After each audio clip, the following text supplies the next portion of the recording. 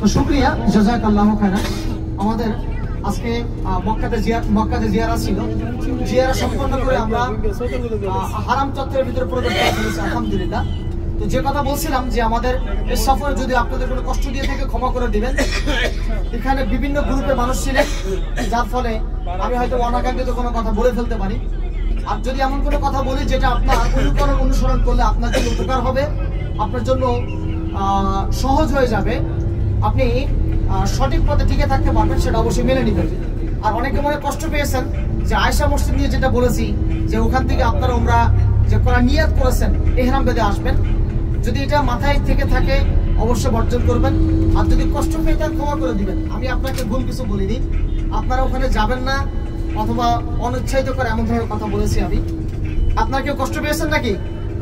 কেউ কেউ কষ্ট পেয়েছেন আপনারা? আমি সঠিকটা আপনাদেরকে জানিয়ে দিয়েছি, আপনাদেরকে সঠিকটা অবগত করেছি। সঠিক বললে আমার দাবি থাকবে, অঠিক কাজ করলে আমাদের মনে দাবি থাকবে। জি, আর তুমি সঠিক কথা আমাদের দাবি নেই। এই সফরে তুমি যদি সুস্থ ভুল করো, এইরকম দায়িত্ব করতে পারছো না, তো আমার দাবি থাকবে অবশ্যই।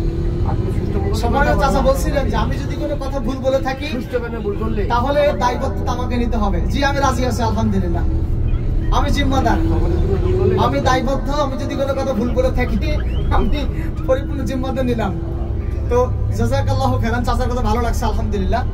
আমার তো বুকে সাহস আছে যে এটা সঠিক না, তাহলে আমার বলতে অসুবিধা কোথায়? তো আলহামদুলিল্লাহ। তো এই ক্ষেত্রে আপনারা যাবেন না এবং আপনারা এই মেসেজটা আপনার পরিবারকে পৌঁছে দিবেন, জানিয়ে দিবেন। আপনার হজ গত সফরে যখন আমরা এসেছি খুব গুরুত্ব দিয়ে বলছি, কথা জোর দিয়ে বলছি। আমি যখন আসতেছিলাম সৌদি আরবে যে প্লেনে করে, আমাদের সাথে ৩-৪ জন বলছে আমরা হজ করেছি আগে 2 বার করে, না একবার, শাহিন ভাই একবার বলেছে না, একবার হজ করেছে। এই আল্লাহর বান্দা আয়েশা মসজিদে গিয়েছেন, গিয়ে আবার উমরা করেছেন। তো এই লাখ লাখ টাকা, ৬-৭ লক্ষ টাকা খরচ করা, ৩০ থেকে ৪০টা দিন সময় মেহনত করা কি দরকার বলেন? এমন কোনো কাজ কেন করবো আমরা যে কাজ আমার ইবাদত নষ্ট হচ্ছে? আমার প্রয়োজন নাই। আমার ইবাদত কম হোক, সেটা যেন অথেন্টিক হয়, আল্লাহর কাছে প্রিয় হয়, পছন্দনীয় হয়। বেশি যেন আমরা করতে গিয়ে কোনো প্রকার বিদআত করে না ফেলি।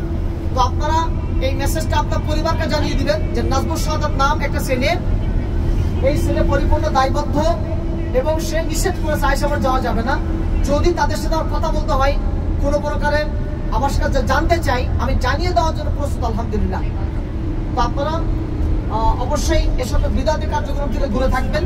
আল্লাহ আপনাকে আমাকে সবাইকে ক্ষমা করুন এবং হজ এবং উমরাতে কোনোভাবেই যেন কোনো বিদআত আমরা না করে ফেলি।